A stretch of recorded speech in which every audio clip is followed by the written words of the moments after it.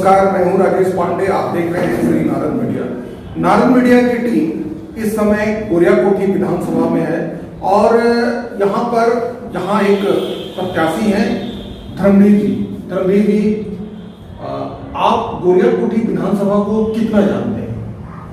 गोरियाकोठी विधानसभा के तीनों प्रखंड और 42 पंचायत में मैं लगभग हर गांव हर पंचायत पहुंच चुका हूँ। तो आप इतने दिनों से दौरा कर रहे हैं, चाहे जितने भी आप यहाँ पे काम कर रहे हैं, यहाँ की मुख्य समस्या क्या है? यहाँ की मुख्य समस्या मेरी नज़र में स्वास्थ्य, शिक्षा और रोजगार। मेरी नज़र में इसको हम लोग बतौर एजेंडा के रूप में लेके चल रहे हैं और ये हमारी मांग है कि यहाँ पे स्वास्थ्य, शिक्षा और रोजगार की सुविधा उपलब्ध होनी ही चाहिए। इसका अभाव है। आप देख रहे होंगे कि गोरियाकोठी विधानसभा क्षेत्र अन्य दो जिलों को भी, सीवान के अलावा गोपालगंज और छपरा को भी छूता है। निश्चित जानिए किसी की तबीयत खराब होती है तो उसे पटना या गोरखपुर ही भागना पड़ता है। लेकिन जो आप ये शिक्षा, स्वास्थ्य और रोजगार की जो आप बात कर रहे हैं, ये तो अमूमन पूरे बिहार की समस्या है, लेकिन गोरियाकोठी की स्पेशल क्या है? गोरियाकोठी में ये सबसे जरूरी है कि पहले ये हो जाए और दूसरा आप देखेंगे कि जो भी व्यक्ति है हाई स्कूल तक तो परीक्षा अपनी पढ़ाई कैसे भी कर लेता है। हाई स्कूल के बाद निश्चित जानिए उसे बाहर ही जाना पड़ता है। दूसरा, यहाँ पे एक मनमलिया है जहाँ से आपको कलकत्ता, बोकारो और दिल्ली की बसें चलती हैं। इसको सहज रूप से आप देख के अंदाजा लगा सकते हैं कि अपने यहाँ की क्या स्थिति है।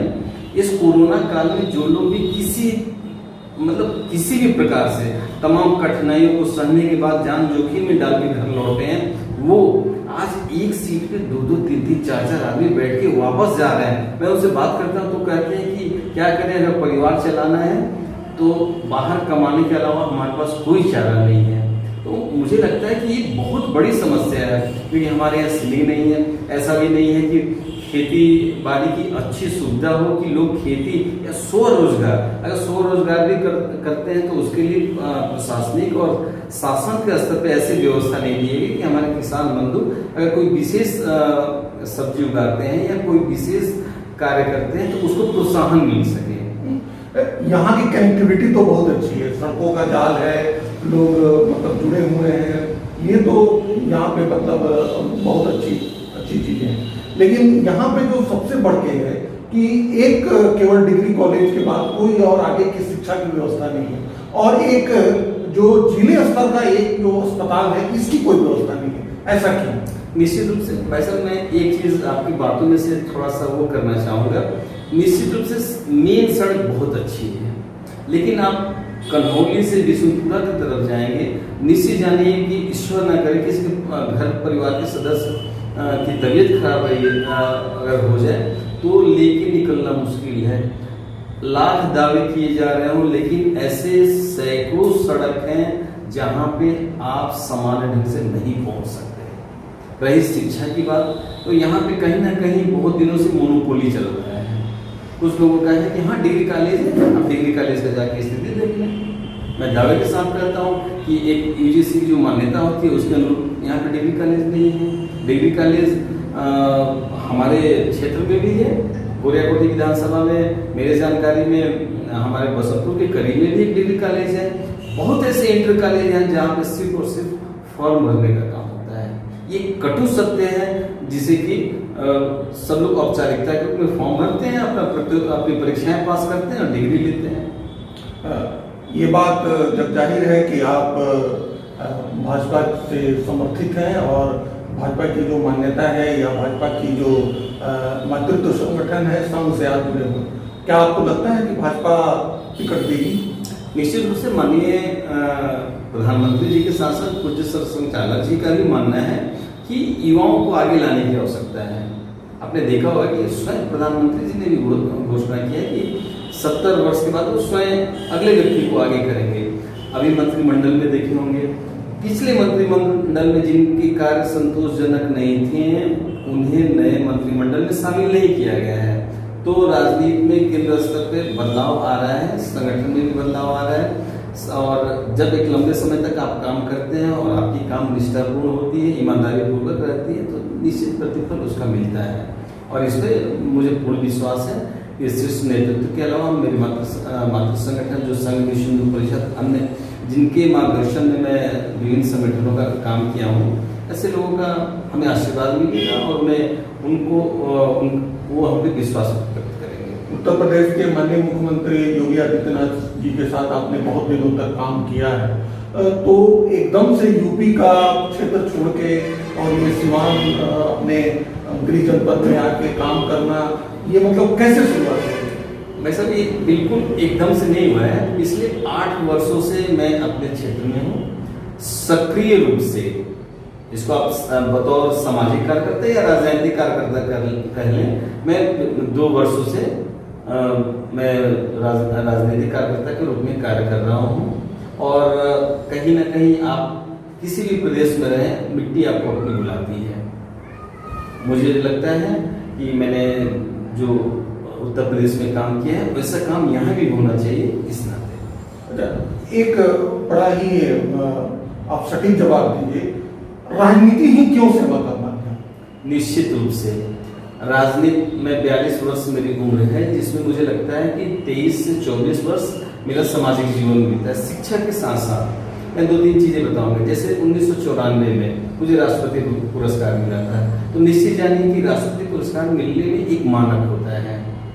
चुनाव राजनीतिक रूप से आप बहुत सारी चीजों को दिखा के बरगला के कर सकते हैं, लेकिन राष्ट्रपति पुरस्कार जैसा सम्मान निश्चित रूप से एक मानक के बाद ही आपको मिलेगा। ये रही बात। दूसरी बात कि राजनीति में मैं स्वयं की बात नहीं कर रहा हूँ, मैं सबका आह्वान कर रहा हूँ। जो भी युवा साथी हैं, युवा साथी को राजनीति में बतौर फुल टाइमर आने की आवश्यकता है, क्योंकि अब राजनीति गंभीरतापूर्ण राजनीति होगी। अगर नौजवान साथी राजनीति में नहीं आते हैं तो निश्चित जानिए कि राजनीति को कुछ लोगों ने मनोरंजन का साधन बना रखा है। जब गंभीरता के साथ लोग राजनीति में आएंगे और फुल टाइम जॉब की तरह इसको लेंगे, स्वीकार करेंगे, यहाँ मैं राजनीति हूँ, चुनाव अपने जगह पे है, मुझे एक मानक प्रस्तुत करना है, तो परिवर्तन आएगा। जब हम चुनाव जीतते हैं या किसी संवैधानिक पद पे रहते हैं, तो जो मैं निजी स्तर पे कर रहा हूँ उस चीज को मैं संवैधानिक पद पे रहने पर दुगुनी ताकत के साथ कर सकता हूँ। हमारे क्षेत्र की जो समस्याएं हैं, अभी मैं समस्याओं को उठा रहा हूँ और थोड़ी स्तर पे मैं लोगों का सहयोग कर पा रहा हूँ। जब मैं संवैधानिक पद पे रहूंगा तो उस चीज को सदन में लड़के सरकार से लड़के वो अपने क्षेत्र में मैं लाऊंगा और उस चीजों को मैं लागू करा सकता हूँ। एक तल्ख, अगर पार्टी आपको टिकट नहीं देती है तब भी आप चुनाव लड़ेंगे? पार्टी का नेतृत्व जो भी रहेगा, हम लोग अनुशासित कार्यकर्ता हैं, पार्टी को सोच के वो अपना डिसीजन फाइनल करेगी। क्योंकि देखिए, जब भी पार्टी केंद्र में होती है और राज्य में होती है तो हर कार्यकर्ता की अपेक्षा रहती है कि मुझे टिकट मिले, लेकिन सबको टिकट दे पाना संभव नहीं है।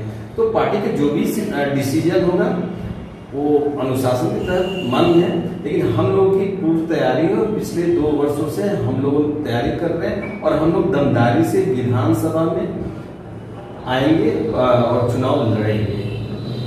एक अंतिम सवाल आपसे, आप 1, 2, 3 करके अपनी प्राथमिकता बता दीजिए कि अगर आप इस क्षेत्र से चुनाव जीत जाते हैं तो क्या क्या आप करेंगे? निश्चित रूप से चुनाव का परिणाम जो भी हो, सर्वप्रथम मैं यहाँ पे ITI, नर्सिंग कॉलेज और साथ ही साथ जो कौशल विकास, हर व्यक्ति के अंदर कोई ना कोई कौशल होती है, कोई ना कोई निपुणता होती है, उस व्यक्ति के अनुरूप उनके उस प्रतिभा के अनुरूप उनको कार्य मिल सके, ऐसे संस्थान की व्यवस्था होनी मैं कराऊंगा।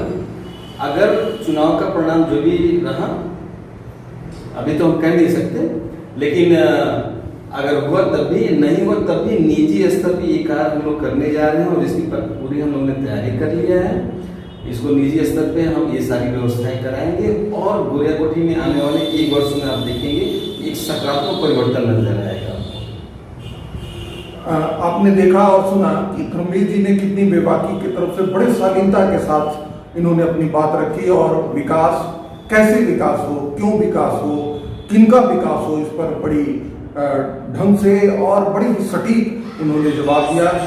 इनके लिए कहा जा सकता है कि छोटा हुआ तो क्या हुआ, जैसे आंसू एक सागर जैसा स्वाद है, तू चख के तो देख, तू चख के तो देख।